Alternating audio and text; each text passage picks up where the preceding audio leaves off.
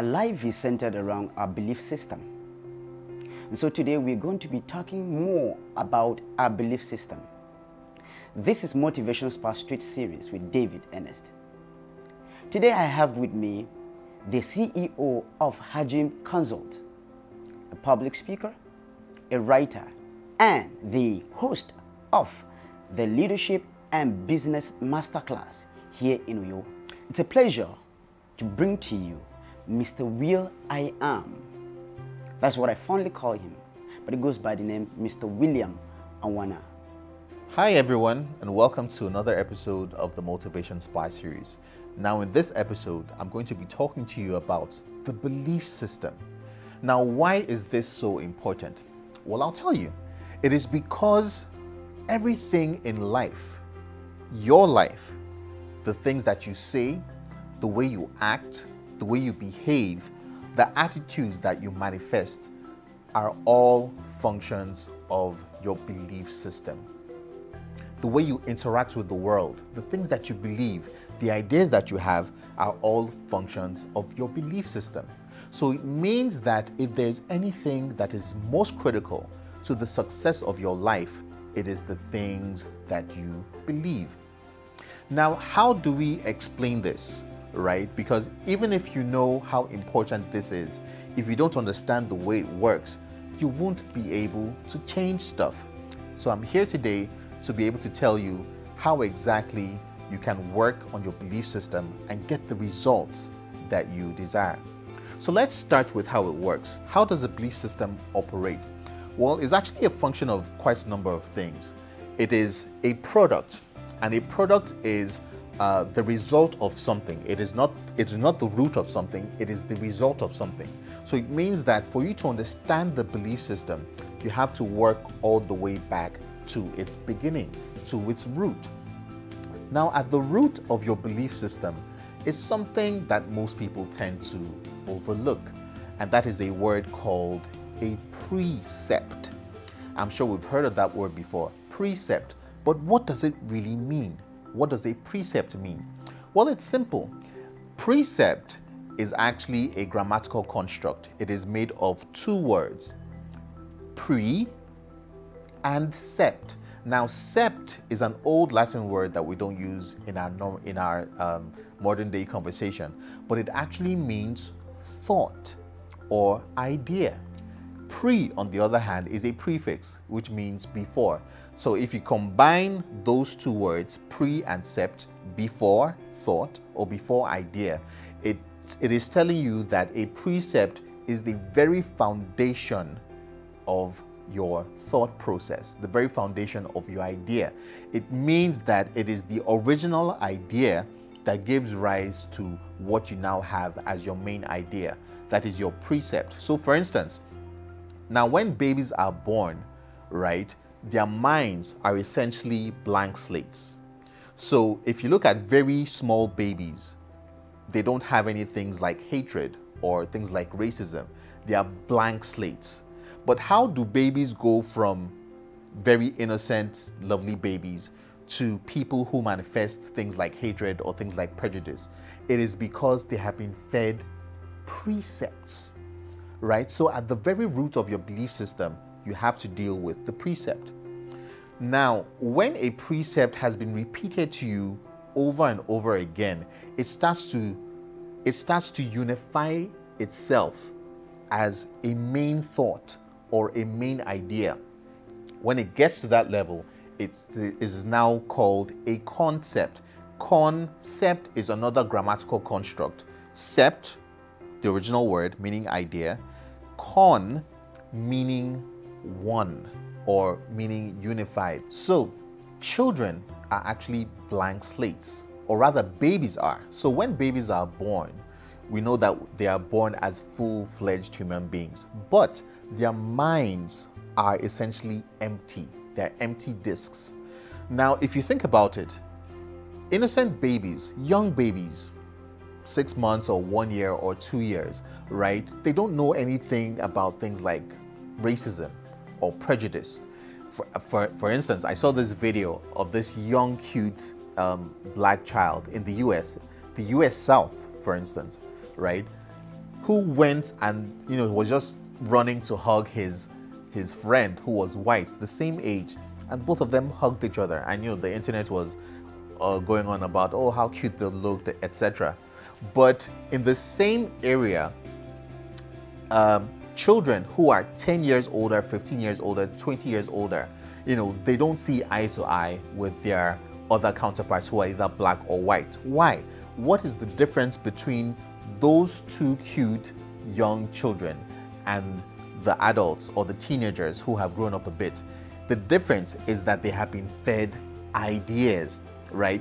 So when a child is born, the first people that he has relationships with are his parents or his family, and then from there he goes to school, and then he makes friends. Now, in those years, he is being fed precepts. The parents suggest ideas to him, his siblings suggest ideas to him, his teachers at school suggest ideas to him, his friends that he makes suggest ideas to him. And through all of that, as well as the books that he's reading, the music that he's listening to, the movies that he's watching, all of these things are feeding him ideas, right? And when those ideas are being repeated frequently, they begin to distill thoughts and concepts in his mind. Now, what happens from the time that you are fed a precept? When you're fed a precept repeatedly, it starts to form, it starts to solidify such that it becomes unified in thought. When that happens, it is no longer a precept, it now becomes a concept. Again, concept is another grammatical construct. Cept, if you remember, is the original word meaning idea or thought. Con means unity or unified or one.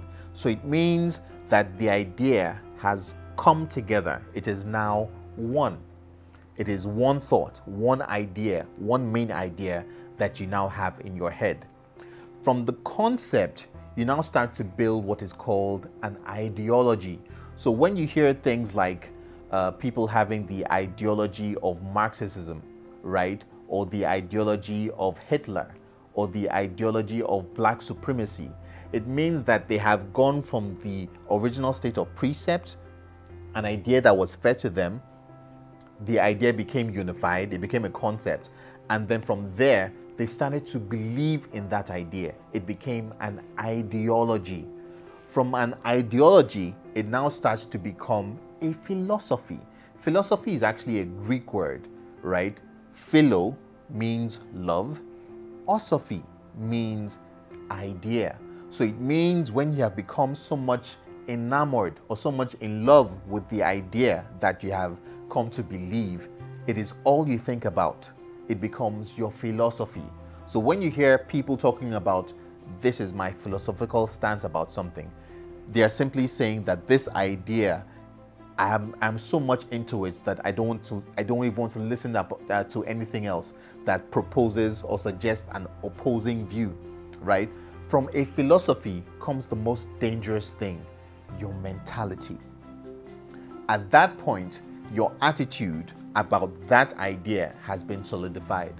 So when you hear people talk about money, for instance, and they say that money is hard to get, or there's no money in the country, or when they talk to you about the fact that they believe that women are inferior to men, right? Or when you hear some other people say that blacks are not as intelligent as white people, right? Or when you hear people say that Africa is undeveloped or underdeveloped, all of these have gone from the stages of precept all the way to mentality. And at that stage, it is very, very difficult for someone to change. Why? Because those ideas have been solidified over time. So it is a habit. It's like a habit that you've developed over time. The habit that you develop, the things that you do repeatedly, you didn't just start in one day. It was something that you started and was repeated and was repeated, and now it's something that you do without even thinking about it. It has become plugged in your subconscious mind. Now, there's a very important verse of scripture I'd like to share with you, right? No, I'm not a pastor, right? But this is so important for you to get in this conversation. Now, in the book of Proverbs, Solomon tells us something important. He says, and this is very familiar to you, I'm sure, as a man thinks in his heart, so is he. Now, when we're quoting that verse, we tend to quote it incompletely. What do we say? We say, as a man thinks, so is he. But we've left out the most critical part of that verse, in his heart. The word heart does not mean the physical pump that is beating in your chest. 99% of the time, when the word heart is used in the Bible, it is not referring to the physical pump in your chest. It is actually referring to something else. It is referring to your subconscious mind. Your subconscious mind is the root of your being, the place where you have conversations with yourself, the place where you take decisions, the place where you believe that you can do something or that you can't do something. That is your heart. So what Solomon means is that the way that you process information, the way that you believe things, the way that you talk to yourself in your heart, that is truly who you are. Now, why is the belief system so important? When you get to the point of philosophy and mentality, it means that your heart has become consumed by certain ideas and concepts and precepts, such that it is now made manifest in your attitude. So it means that from a single idea, your life tends to take a particular trajectory. Now let's take a very famous example. If you recall the man who started World War II, his name was Adolf Hitler. Now I was looking at a picture of Adolf Hitler when he was a young boy. This guy was cute, he looked innocent, he looked like he could do no harm. The question that popped in my head was, what happened to this young boy that transformed him from this cute, innocent picture to the monster that he became? The answer, it was the precepts that he was exposed to, the concepts that he was exposed to, the ideology that he came to believe. Those were the things that transformed him from what he used to be to the man who killed over 6 million Jews in what is called the Holocaust. That is the danger of a belief system. It comes from the ideas that you have been fed. Ideas are beautiful things. Everything in this world started as an idea. But ideas can be used for destructive forces. Every weapon of war, every distorted ideology, every concept that is wrong began as an idea. So it depends on whose hands or in whose head the idea starts. If I wanted to, or if I want to control somebody, do you know what I'd do? I wouldn't point a gun at him. I wouldn't hold a knife to his throat. I would simply suggest to him an idea, and I would repeat that idea over and over again. In no time, this person, even if he starts by disbelieving what I'm saying, the more he listens to what I'm saying, the more his mind starts to process it. And from his conscious mind, it starts to be distilled into his subconscious mind. It starts to take root. And from there, it develops into his belief system. Everybody in this world has a philosophy. The man living under the bridge, the king in the palace, the person with a broken heart, the person who has no money in his pockets, all of us are products of our belief system. The question to ask yourself is, the belief that you have, is it correct? The only thing more important than your belief system is the source of your belief system. Because if what you believe is wrong, your life would manifest the wrong things. So how do you correct this? How do you want to change your belief if you realize that the concepts that you've had over time are wrong and they are destructive and they're detrimental? How do you change it? Because it is not enough to say, I have the wrong belief system. How do you change? Well, it starts by following everything that I've just said to you. You have to go all the way back to the very beginning, your precept. There's another very important verse of scripture I'd like to share with you. And I'm sure you know that as well.